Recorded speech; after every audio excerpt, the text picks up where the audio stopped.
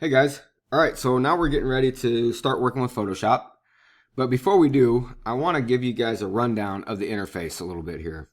So, most of this is going to be very similar to Illustrator.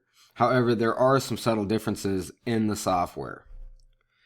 The big one for you guys is going to be the difference between being able to move things around on your artboard using the direct selection tool and the path tool as opposed to the basic selection tool and the move tool. Those will be some of the things that are going to be slightly different. The other thing is going to be the types of swatches and colors.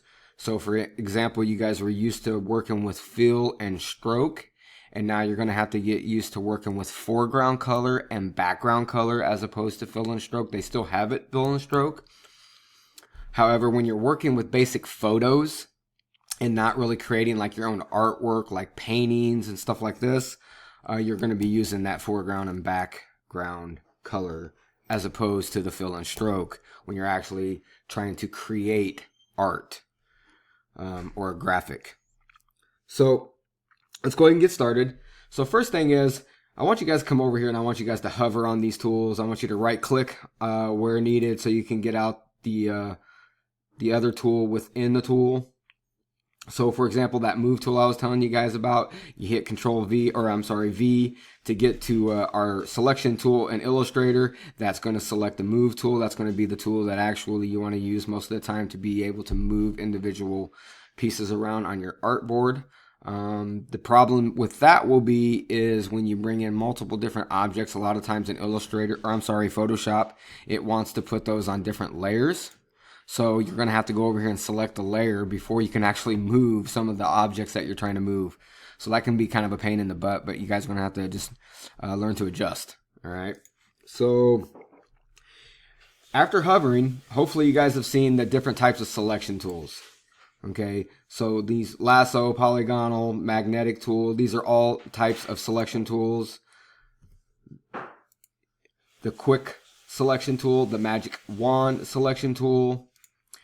Even these marquee tools are also selection tools. So rectangle, elliptical, single column roll. We're not going to get into any of these bottom two.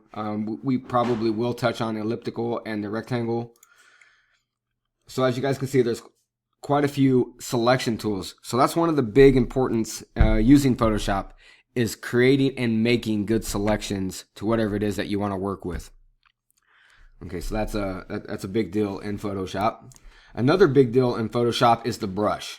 So when I select the brush, I come up here, look at all the attributes that I can change. Okay, so I can come here and look at all my different tips. I can even, if I select one, I can choose the size, so how big it is. Okay, the hardness, so I can choose whether I want it soft or hard. I can, in here, if you don't like the size of the thumbnails that you're looking at, you can go in here and you can change the size of the thumbnails. Here you can see we have preset brushes, loaded brushes, save brushes. This is for advanced work. You guys are more than welcome to get in here and play, but a lot of craziness going on when we talk about the brushes, just a beast of a program. And then here, if I scroll down, you guys can see all the different types of tips that are available. So yeah, a very, very major part in Photoshop is that brush. The other one is this mixer brush. This mixer brush is a really, really cool brush.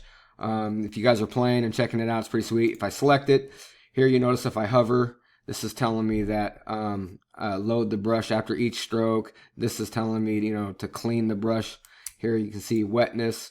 There's a difference. I can do a moist, I can do a dry, I can do a wet. So basically it's trying to use the best smart tools available to create art with a brush. So if you're an artist that has painting skills or whatnot, you're able to use this software and come really close to being able to recreate or reproduce an actual painting with the software. Here you can see you can change the amount of load, so the amount of color, the mix, the flow. So just like as if you were working with a platelet, a palette of colors, you could do this on the fly. Some other tools here You can see here we have a spot healing tool. So these are tools that you can use to clean up photos. So red eye tool, you guys are probably familiar with the red eye tool in most softwares, photo editing software. Here we have the clone stamp tool and the pattern stamp tool. This is very cool in Photoshop. We have the smudge tool, and then we have the burn sharpen tool. We will cover the smudge tool a little bit in here. So remember that foreground and background I was telling you about. If I hover, so right now the foreground is set in black. The background is set in white. So as you can see, my working space is in white right now, and whatever I bring in will be in black. I mean, it has to relate to masking, so there are different types of masks that you can use in Photoshop, which is one of the big differences between working in Illustrator. The other thing over here is like layers. Okay, so just like in Illustrator, we have our layers panel. But what is different is we have this thing called channels. So we go through our major colors. All right, so RGB, red, green, and blue. And then paths. So when you bring in like vector-based drawings, if you start using the pen tool, if you're using shapes, you're going to start creating paths. So as you can see, you're going to have to be able to work and navigate between the three panels. All right, very important to be able to do that. Okay, so now that we've covered those things, the other thing I want to show you here is edit. So in Illustrator, you guys were used to being able to just hit Control Z many times or whatever you need to be able to get back. Okay. In Photoshop, there is a history brush and a history browser that shows you the history, and it's actually quite awesome, really, because it lets you go back and look at the history of everything that you've done, and you can pinpoint a certain edit instead of just getting Control Z, Control Z, Control Z. You can actually pinpoint an area that you want to change, so maybe you have some other ones in between there that you didn't want to delete to get back to that original place. So that's definitely different. So I wanted to draw your attention to the step forward and the step backward. Notice that the shortcuts are slightly different. So Shift Control Z and Alt Control Z, depending on which direction you're stepping. So make sure that you guys remember that Control Z will only give you one step back in Photoshop. Gee, why do I keep doing that, right? I've been in Illustrator so long. All right, so that's one of the things I wanted to show you guys. And now the first assignment that you guys are going to be doing is a decorative pattern or some type of design. I'm going to show you guys some examples here. So here's some examples that people have created using the paintbrush and then this custom shapes tool. All right, so if I select on this custom shapes tool, here you can see that I have a lot of different shapes here. I can come here and you can see them all here. I can just go ahead and hit all, and they'll all be in here. I've increased the size of these thumbnails so I can see them a little bit better.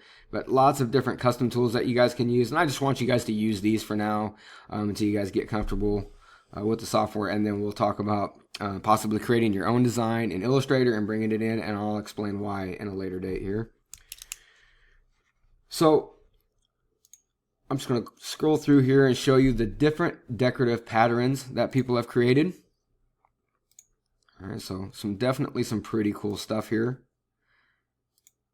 All right, and you can see Urias here. So this is some of the stuff that I've done. There's my little butterfly here. Okay, and then I just recently did this one here, and this is the one that I'm going to illustrate to you guys in the next video before we get ready to move on. Okay, so just like the other one, you can hit Z to be able to zoom in. Okay.